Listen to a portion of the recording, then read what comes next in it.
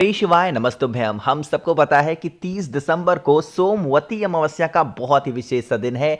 सभी अमावस्या में जो सबसे बड़ी अमावस्या मानी जाती है वो होती है सोमवती अमावस्या। आज की इस पूरी वीडियो में हम लोग एक छोटे से डाउट की भी बात करेंगे जो आप लोग बहुत ज़्यादा पूछ रहे थे मुझसे व्हाट्सएप पे भी, इंस्टाग्राम पे, कि भैया कल पशुपति व्रत यानी कि सोमवार का व्रत हम रहना है या फिर हमें सोमवती अमावस्या का व्रत रहना है, इसकी बात करेंगे। साथ ही साथ पूज्य गुरु जी ने अपनी बहुत सारी कथाओं में सोमवती अमावस्या के 4 बहुत ही फेमस उपाय की बात कही है, उसी की बात करेंगे। जो कि पहला उपाय होगा काले तिल के साथ में, दूसरा उपाय शमी के पत्ते, तीसरा उपाय चने की दाल और चौथा उपाय 7 चम्मच दही के साथ होगा। इन सभी उपाय के अपने अलग फायदे हैं, आप अपने अकॉर्डिंग, अपने परिवार के अकॉर्डिंग उपाय को करेंगे, ठीक है ना। चलो, सबसे पहला जो आप लोग का डाउट है उसकी बातें करते हैं, फिर हम लोग उपाय की तरफ बढ़ेंगे। देखो, कुछ लोग पूछ रहे थे कि भैया हमें पशुपति व्रत रहना है या फिर हमें सोमवार का व्रत हम लोग रहते हैं बहुत दिनों से, तो क्या अब हम सोमवार का व्रत रहें या सोमवती अमावस्या का व्रत रहें। देखो, सोमवती अमावस्या साल भर में 1 या 2 बार, बहुत ज़्यादा आती है तो 3 से 4 बार सोमवती अमावस्या पड़ती है पूरे साल भर में। तो मैं तो आपको रिकमेंड करूंगा कि अगर आप सोमवती अमावस्या का व्रत रहते चले आए हो तो आप पशुपति व्रत इस बार स्किप कर दो, छोड़ दो, नेक्स्ट मंडे से रह लेना। या तो आप सोमवार का व्रत अगर बहुत दिनों से रहते चले आए हो तो सोमवती अमावस्या का व्रत छोड़ देना। लेकिन अगर आप काफी दिनों से सोमवती अमावस्या का व्रत रहते हो तो आप सोमवार का भी व्रत छोड़ोगे और पशुपति व्रत भी छोड़ोगे, आपको सोमवती अमावस्या का ही व्रत रहना है। कोई भी एक ही व्रत रहना है, उसी व्रत में पूरा घोलमेल मत कर देना कि नहीं पशुपति व्रत भी रह लेंगे, सोमवती अमावस्या भी रह लेंगे, सोमवार भी नहीं, ऐसे नहीं, ठीक है ना। हर व्रत का अपना नियम होता है, कोई भी एक ही व्रत आपको रहना होगा, ठीक। चलो, अब हम लोग आगे बढ़ते हैं इस वीडियो के अपने पहले उपाय की तरफ, जो कि हमने आपसे कहा था 13 काले तिल के साथ में करना है। सबसे पहले समझ लेते हैं इस उपाय के बेनिफिट क्या है, फायदे क्या हैं। देखो, जैसे मान लीजिए कि आपकी फैमिली में कष्ट बहुत ज़्यादा चल रहे हैं, उस कष्ट से आपको कोई भी छुटकारा नहीं मिल पा रहा, बहुत चिंतित हो गए हो, बहुत परेशान चल रहे हो, तो आप इस उपाय को करेंगे। इसके लिए आपको ज़रूरत पड़ेगी कुछ इस तरीके से 1 चुटकी हल्दी की। ध्यान रखिएगा, हल्दी की मात्रा बहुत ज़्यादा नहीं लेनी है, बट फिर भी 1 चुटकी हल्दी लेंगे। साथ ही साथ आपको इस प्रकार से लेना है काले तिल को। सोमवती अमावस्या के दिन काले तिल का बहुत बड़ा महत्व होता है, तो आपको लेने हैं 13 काले तिल गिन करके, ठीक है ना। ले लिए, एंड फिर आप सभी को एक तांबे का लोटा लेना है, उसके अंदर जल भरना है। जल के अंदर गंगा जल हो तब तो डाल देना, नहीं है गंगा जल तो ठीक है, सादा ही जल रहने दो। साथ ही साथ 1 चुटकी हल्दी जो मैंने आपको दिखाया उसको डालोगे, और जो 13 दाने काले तिल के बताए हैं उसको डाल देना। आपको अपने घर के प्रत्येक सदस्य से, जितने भी लोग वर्तमान समय में, प्रेजेंट टाइम में आपके घर में रहते हैं, उन सभी लोगों से इस कलश को एक बार क्या कराओगे, स्पर्श करा देना, टच करा देना। और टच कराने के बाद में इस कलश को उठाना। आपके पास में 2 ऑप्शन होते हैं। पहला ऑप्शन है कि अगर आप पीपल वृक्ष के नीचे जा सकते हो तब तो बहुत अच्छी बात है। पीपल पेड़ के नीचे नहीं जा सकते तो आप वट पेड़ के नीचे चले जाओ। कौन से पेड़, बरगद पेड़ के नीचे चले जाना। और अगर पीपल पेड़ के नीचे उपाय कर रहे हो तो पिपलेश्वर महादेव के नाम से उस पूरे जल को पीपल पेड़ की जड़ में चढ़ाएंगे। लेकिन अगर इसी उपाय को आप कर रहे हैं वट पेड़ के नीचे यानी कि बरगद पेड़ के नीचे, तो आप सभी को वटकेश्वर महादेव के नाम से क्या करना है, वट पेड़ के नीचे समर्पित कर देना। और फिर आपको 7 परिक्रमा कम से कम करनी है। कितनी परिक्रमा, 7 परिक्रमा। लेकिन उपाय कोशिश करना सुबह 10 बजे से पहले अगर हो पाए तो ही परिक्रमा करना। अगर यह उपाय आप शाम को कर रहे हो या 10 बजे के बाद कर रहे हो तो परिक्रमा नहीं करेंगे, ठीक है ना। हाँ, पीपल पेड़ की परिक्रमा, बाकी वट पेड़ की परिक्रमा तो कर ही सकते हो। चलो, अब हम लोग आगे बढ़ते हैं इस वीडियो के अपने दूसरे उपाय की तरफ, जो कि हम सभी को सोमवती अमावस्या पे करना है, और वो करना होगा शमी के पत्ते के साथ में। सबसे पहले समझ लेते हैं इस उपाय के बेनिफिट क्या है, फायदे क्या हैं, उसके बाद आगे बढ़ेंगे। जैसे काफ़ी लोग ये कहते हैं कि भैया हमारे घर में किसी ना किसी रीज़न से, किसी ना किसी कारण से नज़र लगती रहती है, हमारे घर में बहुत परेशानियाँ रहती हैं, बहुत प्रॉब्लम्स रहती हैं, उन समस्याओं से, उन प्रॉब्लम से निकलने का कोई आसान सा उपाय बता दो। तो उसी की बात इस वीडियो में हम लोग करेंगे। देखो, क्या दिख रहा है यहाँ पे? शमी का पत्ता दिख रहा है। तो आपको ज़रूरत पड़ेगी इस तरीके से मात्र एक शमी के पत्ते की। कितने? एक शमी के पत्ते लेना। साथ ही साथ हमें फिर से लेना होगा काला तिल। अब इस बार जब हम काला तिल लेंगे तो कितने दाने लेंगे?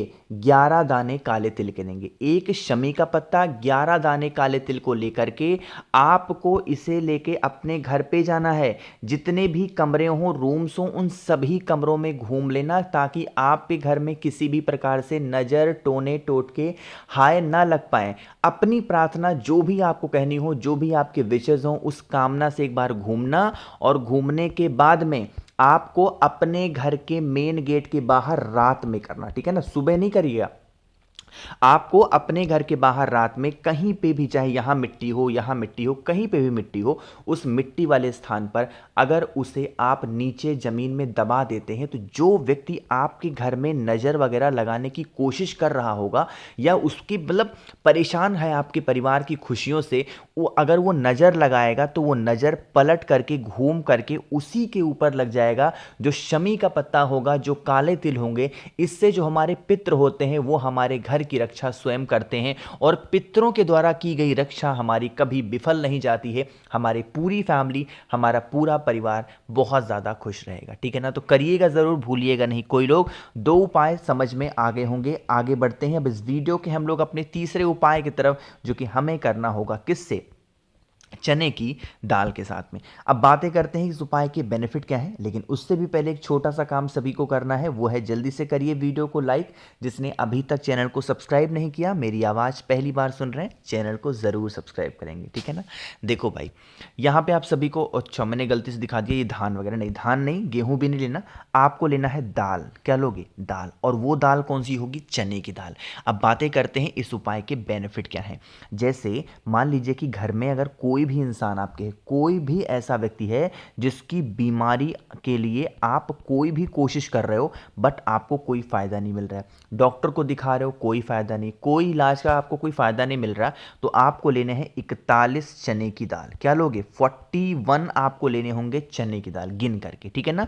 41 चने की दाल को लेना। साथ ही साथ आपको इस प्रकार से लेना है शहद, ठीक है ना? मुझे उम्मीद है आप सभी के घरों में शहद होगा, तो 1 चम्मच के आसपास शहद लेना। तांबे के लोटे में आपको जल भर लेना है। जल के अंदर गंगा जल डालेंगे, और कुछ भी इस कलश में नहीं डालेंगे, और फिर इन सभी चीज़ों को लेके पहुंच जाएंगे महादेव के शिवलिंग के पास में। थोड़ा तरीका समझेंगे, और इस उपाय को हमें 2 नामों से करना है। देखो, जब आप इस उपाय को कर रहे हो तो आपके मन में श्री शिवाय नमस्तुभ्यम का तो जप होना चाहिए। जो आपको मैंने शहद दिखाया, जब आप उस शहद का लेपन महादेव के शिवलिंग के ऊपर करोगे, तो आप सभी को कुंदकेश्वर महादेव का ध्यान करना। किसका ध्यान करोगे? कुंदकेश्वर। लेकिन जो आपके पास में 41 चने की दाल है, अब उन 41 चने की दाल को इसी शहद के ऊपर जब आप चिपकाओगे, तो यहां पे अवधूतेश्वर महादेव, बीमारी को दूर करने के कौन से महादेव के नाम लेते हैं? अवधूतेश्वर। यानी कि शहद का लेपन करेंगे तो कुंदकेश्वर महादेव, और उसी शहद के ऊपर जब हम 41 चने की दाल को चढ़ाएंगे तो अवधूतेश्वर महादेव के नाम से चढ़ा करके जो भी व्यक्ति घर में बीमार हो उसके ठीक होने की कामना महादेव से करके, एंड देन लास्ट में 1 लोटा शुद्ध जल तांबे के लोटे से श्री शिवाय नमस्तुभ्यम का जप करके अगर आप चढ़ाना स्टार्ट करते हैं, तो आपके घर में, परिवार में कोई भी व्यक्ति बीमार नहीं होगा, और जो भी व्यक्ति बीमार चल रहा है या फिर बीमार होने वाला होगा, उसकी बीमारियां ठीक जरूर हो जाएंगी, ठीक है ना? तो सोमवती अमावस्या का यह उपाय आप सभी को जरूर करना है। आखिरी उपाय की हम लोग बात करने जा रहे हैं, जो कि हमें करना है 7 चम्मच दही के साथ में। इसके फायदे समझ लेते हैं। जैसे आपको मान लीजिए घर में अगर आपके कोई ऐसा इंसान है जो बहुत क्रोधी है, पूरे घर उसके गुस्से से परेशान रहता है, आइदर वो आपकी हस्बैंड हो, आइदर वो आपके वाइफ हो, या फिर कोई भी हो घर का सदस्य, बच्चा ही क्यों ना हो, तो आप इस उपाय को करेंगे। इसके लिए हमें 7 चम्मच दही लेना। अब ऐसे गिन के कैसे ले जाओगे 7 चम्मच? तो मार्केट में 10 रुपये वाली छोटी सी डिब्बी मिलती है दही की, वही इस्तेमाल कर लो। और अगर आप अपने घर पे दही जमा सकते हो तब तो सोने पे सुहागा है, ठीक है ना? तो कोशिश किया करो नेचुरली चीज़ों को लो। अब नहीं पॉसिबल है तब तो मार्केट का सहारा लेना ही पड़ेगा, ठीक। अब यहां पे हमें जरूरत पड़ेगी एक पीपल के पत्ते की। किसकी? पीपल के एक पत्ते को लेकर के और दही को लेकर के पहुंच जाएंगे वट पेड़ के नीचे, बरगद पेड़ के नीचे। जो पीपल का पत्ता होगा वट पेड़ के नीचे कुछ आपको इस प्रकार से रखना। अरे कितना सुंदर मैंने बना दिया ना पीपल का पत्ता, अचानक से कभी कभी बन जाता है। चलो, पीपल का पत्ता ऐसे रखेंगे और पीपल के पत्ते के ऊपर आपको वट पेड़ की ही मिट्टी से एक शिवलिंग का निर्माण करना। शिवलिंग में सिर्फ ऐसे लिंग के रूप बदोगे, पूरी जलाधारी आपको बनाने की जरूरत नहीं है। इस चीज का विशेष ध्यान दीजिएगा, ठीक है ना। यानी कि हम लोगों को फिर क्या करना होगा, देखो मैंने मिटा दिया, इतना प्यारा बनाया था मैंने।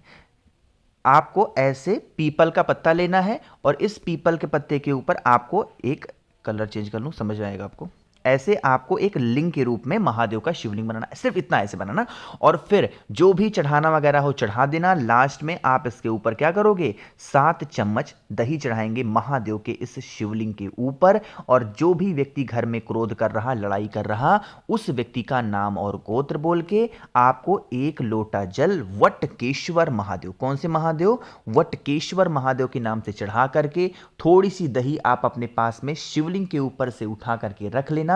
बाकी सभी चीजों का विसर्जन वटकेश्वर महादेव के नाम से वट पेड़ के नीचे ही कर देना, परिक्रमा कर लेना। और जो आपने दही महादेव के शिवलिंग के ऊपर से उठाई है उसकी एक बिंदी जो आप अपने घर के मेन गेट पे लगा दोगे, तो इससे हमारे घर में कभी लड़ाई झगड़े नहीं होंगे, कभी क्रोध नहीं होगा और परिवार हमारा खुश रहेगा, ठीक है ना। तो मैंने कोशिश की आप सभी को अच्छा समझाने की कि पशुपति व्रत रहें या फिर सोमवार रहें या सोमवती अमावस्या रहें, इसकी बात तो हमने कर दी है। बाकी वीडियो पसंद आई हो तो लाइक करिएगा, कुछ पूछना है नहीं समझ में आया नीचे कॉमेंट सेक्शन में पूछ सकते हैं। और मेरे जितने भी भाई बहन आवाज आज मेरी पहली बार सुन रहे हैं, चैनल को जरूर सब्सक्राइब करेंगे। श्री शिवाय नमस्तुभ्यं।